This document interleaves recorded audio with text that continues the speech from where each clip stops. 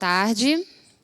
Cumprimento a todas e todos. Um prazer estar aqui, contribuindo para esse debate super importante.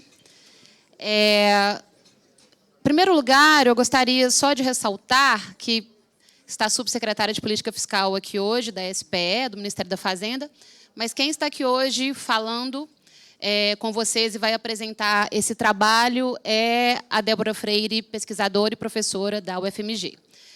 Porque esse trabalho é um trabalho que eu venho desenvolvendo há anos, um trabalho de pesquisa que eu venho desenvolvendo há anos na universidade, no CEDEPLAR, da UFMG. Eu desenvolvi especificamente esse trabalho entre 2020 e 2021, mas já é uma agenda de pesquisa de muito tempo. Então, os resultados desse estudo que eu vou apresentar hoje, não é um estudo do Ministério da Fazenda, não representa o Ministério da Fazenda, mas sim um estudo que eu já fiz e já publiquei como pesquisadora. Tá? O que eu vou apresentar, então, são simulações de impactos macroeconômicos e setoriais da reforma tributária. Meu foco aqui hoje é no setor agropecuário e no setor industrial. Amanhã, o meu coautor vai participar apresentando os nossos resultados para o setor de serviços. Então, aqui hoje eu darei foco no setor agropecuário e na indústria, e também nos resultados macroeconômicos que a gente encontra no nosso trabalho. Tem duas coisas que eu gostaria de ressaltar antes de começar a minha apresentação. São dois resultados que eu já ressalto de antemão, que são o importante impacto no crescimento econômico que a reforma da tributação do consumo tem, ou seja, esse estudo mostra isso, outros estudos, adotando outras metodologias, também mostram esse impacto expressivo no crescimento econômico. Basicamente, porque o link com o crescimento econômico que essa reforma tem a capacidade de gerar é por meio da redução dos custos de produção. A gente tem um sistema tributário que é ineficiente, principalmente por conta da sua cumulatividade. E a cumulatividade, ela aumenta os custos de produção. Então, basicamente, o que eu estou trazendo aqui para as senhoras e senhores é o efeito dessa reforma na redução dos custos de produção. E aqui eu tenho um link causal com o crescimento econômico direto. Eu não estou falando de efeitos que podem vir a acontecer, que são, por exemplo, mais nebulosos, como é uma reforma que vai trazer aumento da confiança e, consequentemente, vai aumentar o investimento. Não, o que eu vou mostrar aqui é que é uma reforma que vai trazer crescimento econômico porque ela reduz custos de produção, torna a nossa economia mais eficiente. O segundo ponto é que todos os setores ganham. Então, eu já adianto de antemão que todos os setores ganham com a reforma tributária quando a gente considera a completude dos efeitos que a reforma vai gerar na economia e uma questão importante, a interdependência setorial, a interdependência sistêmica que marca o sistema econômico. Quando a gente vai falar de reforma tributária, a gente não pode falar de setores isolados, a gente não pode falar de produtos isolados, porque o sistema econômico é interdependente. Uma medida como essa, uma reforma como essa, tem a capacidade de alterar preços relativos na economia, tem a capacidade de gerar uma série de efeitos que são sistêmicos, e quando a gente vai avaliar o impacto de uma reforma desse tipo, a gente tem que avaliar esses efeitos sistêmicos. Nossa pesquisa mostra que, quando a gente avalia os impactos sistêmicos, a gente tem ganho para todos os setores.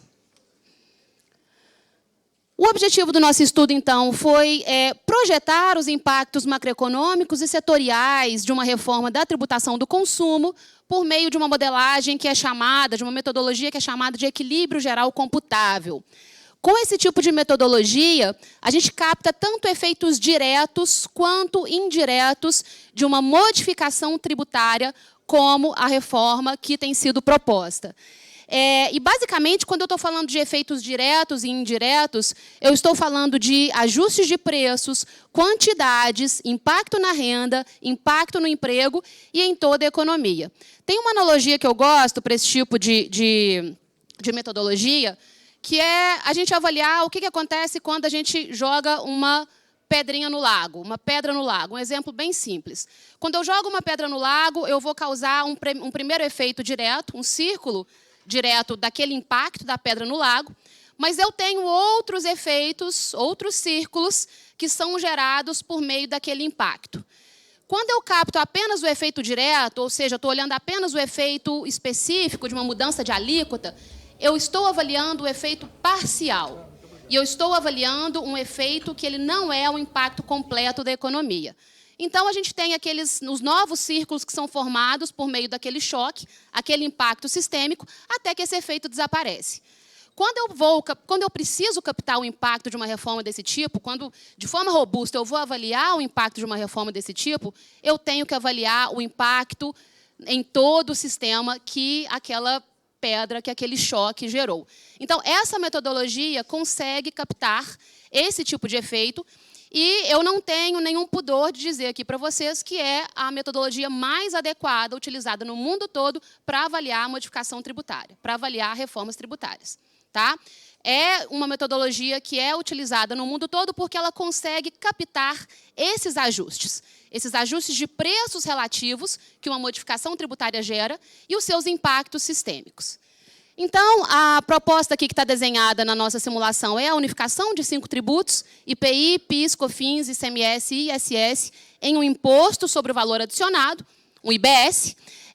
E, basicamente, o nosso choque, né, a nossa simulação aqui, é essa modificação. É você trocar o sistema tributário como é hoje, a base de incidência como é hoje, a tributação do consumo, desses 5 tributos, para uma estrutura de tributação via valor adicionado, ou seja, a gente vai modificar a incidência, que é cumulativa, para uma incidência apenas sobre vendas finais. Esse modelo, eu não vou me adentrar a questões metodológicas, porque ficaria, de fato, muito chato aqui, mas os trabalhos são publicados, então estão plenamente disponíveis. Tá? É um modelo de equilíbrio geral computável, ele é um modelo que tem 68 setores produtivos, nós temos 11 faixas familiares, ou seja, classes de renda representadas nesse modelo. São modelos que eles utilizam a base do Sistema de Contas Nacionais e outras fontes oficiais. Então, a gente está partindo de fontes oficiais de dados para construir esse modelo. É um modelo que ele tem uma representação comportamental, mas ele utiliza dados numéricos da economia brasileira. São milhares de equações e milhares de dados numéricos da economia brasileira. A gente consegue representar a economia brasileira nos seus setores da forma mais desagregada possível, a partir do Sistema de Contas Nacionais e de outros dados oficiais. É um modelo que tem 3 fatores produtivos, um modelo que tem toda a estrutura de tributação indireta representada, e para essa simulação, para esse estudo, a gente separa exatamente quais são os tributos da reforma que vão sofrer essa modificação. Tá? E o ano base desse modelo é de 2015, porque é o ano que a gente tem a matriz insumo produto oficial divulgado, o último ano, mas é um modelo de simulação em que a gente consegue projetar cenários para frente, atualizar o cenário base desse modelo para que a gente consiga atualizar a base de dados. As classes familiares foram desagregadas por meio dos microdados da pesquisa de orçamentos familiares, do IBGE. A nossa estratégia de simulação, nós temos 3 cenários. Nós simulamos 3 cenários. O primeiro cenário é o que a gente chama de cenário base. Nesse cenário, basicamente, o que a gente faz é modificar a incidência da tributação. A gente simplesmente vai tirar a incidência cumulativa, ou seja, tudo aquilo que sobra de tributo sobre o consumo intermediário, sobre o investimento, que não tiveram créditos, e a gente vai modificar essa base, modificar essa incidência para as vendas finais, ou seja, para um tributo sobre o valor adicionado. Esse é o cenário base. O que ele representa? Ele representa o fim da cumulatividade no Brasil. Tá? O cenário otimista, o que a gente faz? Existem alguns ganhos da reforma que o cenário base não vai captar. Se eu modificar a base tributária no modelo, eu não capto, por exemplo, qual é a redução do contencioso tributário que a reforma vai gerar. E eu não capto, por exemplo, qual o ganho de produtividade do capital que eu posso ter em decorrência de uma melhor alocação, de uma alocação mais eficiente, ou seja, de uma mitigação da ineficiência alocativa do capital, que a gente sabe que o nosso sistema tributário, além de ser muito cumulativo, ele gera incentivos para a alocação ineficiente do capital. Quando eu considero, então, esses ganhos, e quem estimou isso foi o economista Braulio Borges, economista e pesquisador do IBRE, a gente tem dois cenários adicionais. O cenário otimista, em que a gente considera esse ganho de produtividade de maneira... o que o Braulio considera como otimista, que seria um ganho de produtividade de modo com que o PIB aumentasse em 20% no longo prazo. Quando eu digo aumentar, eu digo desvio, ou seja, qual seria o desvio do PIB em relação à sua trajetória de crescimento tendencial no longo prazo. Tá? O PIB vai crescer, mas se a gente tiver uma reforma, ele vai crescer um pouco mais. Tá? O cenário conservador, aí já é para a gente ter uma medida base, uma medida mais conservadora de ganhos de produtividade, também estimada pelo Braulio Borges, pelo pesquisador Braulio Borges. Então, a gente tem dois cenários, um otimista e um conservador, em relação a esses ganhos de produtividade. É um exercício de estática comparativa, o que quer dizer que eu vou comparar a situação da economia brasileira do jeito que ela é hoje, ou seja, com a estrutura tributária que ela tem hoje, em relação à estrutura e ao crescimento com uma estrutura tributária distinta, ou seja, pós-reforma. Então, eu vou comparar dois cenários, um cenário sem a reforma e um cenário com a reforma. Todos os resultados aqui são de longo prazo. O que é isso? Basicamente, a partir do momento que todos os ganhos da reforma são absorvidos. Tá?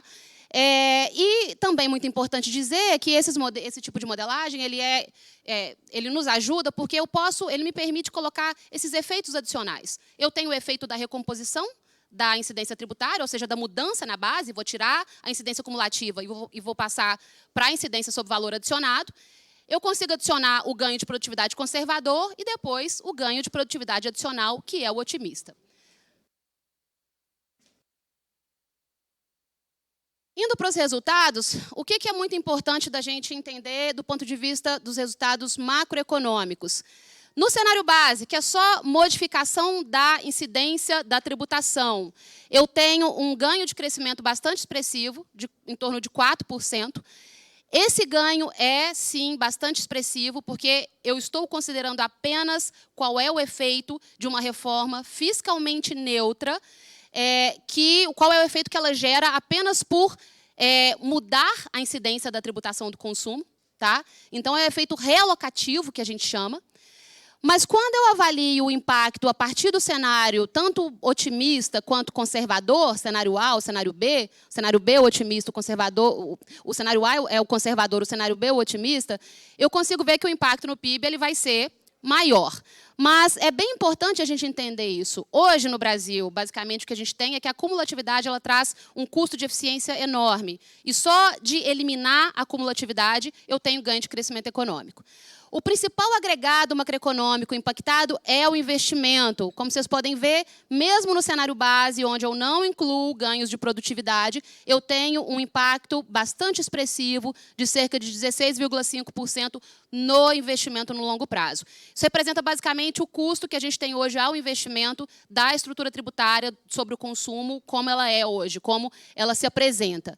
Ganho nas exportações também bastante relevantes, no cenário base e nos cenários que a gente incorpora ganhos de produtividade. Aqui é muito simples entender, é uma reforma que, com o fim da cumulatividade, gera ganhos de custo de produção, de redução do custo de produção. Se a gente reduz o custo de produção, nossas exportações ficam mais competitivas. Então, basicamente, é esse o efeito sobre as exportações, que crescem conforme a gente adiciona ganhos de produtividade. E ganhos no fator trabalho, ganhos de emprego, impactos positivos no emprego agregado da economia, ganhos de bem-estar, isso daqui é uma medida econômica, mas que representa ganhos de consumo para as famílias. Tá? E, por último, ali, deflator do PIB, uma medida de índice de preços. O que aquilo ali representa? Está negativo o impacto. Representa que, mesmo no cenário base, quando eu não incorporo ganhos de produtividade, eu tenho um desvio negativo no índice de preços. Ou seja, eu estou reduzindo o custo de produção, estou reduzindo o índice de preços da economia, no longo prazo. Os impactos macroeconômicos aqui só de forma mais ilustrativa, né, em termos de um gráfico para a gente avaliar melhor. A gente tem o impacto no PIB ele é bastante impactado, né? A gente tem um impacto relevante da mudança de base, mas a gente tem também os investimentos. A gente consegue observar que o maior ganho é no investimento e que o maior ganho no investimento é simplesmente por a gente eliminar a acumulatividade. Existe uma cumulatividade importante no investimento e quando a gente muda a incidência tributária no Brasil em relação à tributação do consumo, a gente consegue observar ganhos expressivos no investimento. Impactos macrosetoriais. Aqui, na média dos setores, os impactos macro, eu tenho ganho em todos os setores, na indústria, na agropecuária e nos serviços. Consigo ver que a indústria ela tem um impacto mais expressivo. O que isso representa? Representa que hoje ela é sobretributada por conta da acumulatividade. É muito óbvio, eu tenho mais etapas produtivas, eu tenho mais cumulatividade incidindo sobre a indústria e quando eu elimino essa cumulatividade, é o setor que vai ganhar um pouco mais. No entanto, eu tenho ganho nos serviços e na agropecuária, mesmo quando eu só estou considerando a mudança de base tributária, mesmo quando eu não estou considerando os ganhos de produtividade que trazem crescimento econômico, que são representados pelas outras cores ali das barras, laranja e cinza. Só mudar a incidência tributária me traz ganhos nos serviços e na agropecuária, porque também são setores que sofrem com a cumulatividade, são setores que também compram insumos, são setores interdependentes que têm toda uma estrutura, uma cadeia produtiva que também depende de insumos. Agropecuária e extrativa, o que a gente tem? A gente tem que eu tenho impactos positivos nos setores agropecuários, quando eu abro esses setores, e na indústria extrativa, os impactos são maiores na indústria extrativa, como vocês podem observar. Mas a gente tem impactos positivos na agricultura, na pecuária e nas atividades florestais, tanto da mudança, ou seja, tanto a barra azul, que representa a mudança na base tributária, a mudança na incidência, quanto pelos ganhos de produtividade. Na indústria, aqui eu tenho setores que são mais impactados, aqui eu tenho setores que são menos impactados, mas os menos impactados são impactados positivamente, não tenho perdas em nenhum setor da indústria, todos os setores sofrem impactos positivos. E quando eu avalio, por exemplo, os maiores impactos, em torno de 35%, eu tenho os maiores impactos concentrados em indústrias muito importantes, como a indústria automobilística, biocombustíveis, ou seja, indústrias que dependem de forma bastante significativa do investimento e de capital, da alocação de capital. Por último, em termos de considerações finais, para que eu conclua, a reforma ela tem a capacidade de gerar ganhos no nível de atividade, tanto da agropecuária, quanto da extrativa, quanto da indústria. É muito importante que a gente entenda, né, que no longo prazo, com os efeitos sobre produtividade e crescimento econômico, todos os setores ganham com a reforma, ou seja, eu tenho ganhos muito expressivos apenas de realocar a base tributária, mas os ganhos de produtividade fazem com que o crescimento econômico seja bastante relevante, o ganho de produtividade seja bastante relevante para que todos os setores ganham. Muito importante a gente entender que os setores também dependem de crescimento econômico, dependem de demanda. Então, para realizar suas vendas, para fazer suas vendas, a demanda é muito importante e o crescimento econômico, que vai gerar renda, também é muito importante.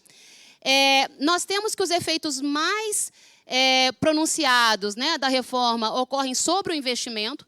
Nós estamos há anos na economia brasileira com dificuldade de alavancar o investimento. Nós estamos há anos na economia brasileira com uma taxa de crescimento baixa. E eu digo com muita honestidade aqui para vocês que essa reforma, das reformas que a gente discute, ela é a reforma que tem o grande potencial de trazer crescimento econômico para esse país, que precisa de crescimento econômico e de estimular o investimento, que é extremamente relevante nesse cenário que é adverso, que é de um cenário externo adverso. As exportações também têm ganho bastante relevante por conta da redução dos custos de produção que o fim da cumulatividade traz. E, por último, o principal canal de impacto no crescimento econômico, no ganho das exportações e no investimento é a redução dos custos de produção, a redução do custo de investimento que a reforma vai trazer. Então, basicamente, o que eu chamo a atenção é que a gente precisa olhar o todo. O sistema econômico é interdependente, não adianta olhar setor isolado. O sistema econômico a gente está falando de um sistema, a gente tem que olhar a floresta, a gente não vai, de fato, a gente precisa disso para que a gente consiga estimular o crescimento da economia brasileira. Então, vamos olhar a floresta, nenhum setor é ilha isolada, a gente precisa olhar a floresta para, de fato, conseguir aprovar uma reforma que é benéfica, tanto para o crescimento, quanto para outras questões da economia brasileira, inclusive para a desigualdade, que a gente pode discutir outro dia esse tema. Obrigada. Muito grato pela participação da nossa doutora em Economia e também subsecretária da Política Fiscal na Secretaria de Política Econômica do Ministério da Fazenda. Professora Débora Freire Cardoso, muito obrigado. Passo a palavra para o nosso próximo convidado, Renato Concho.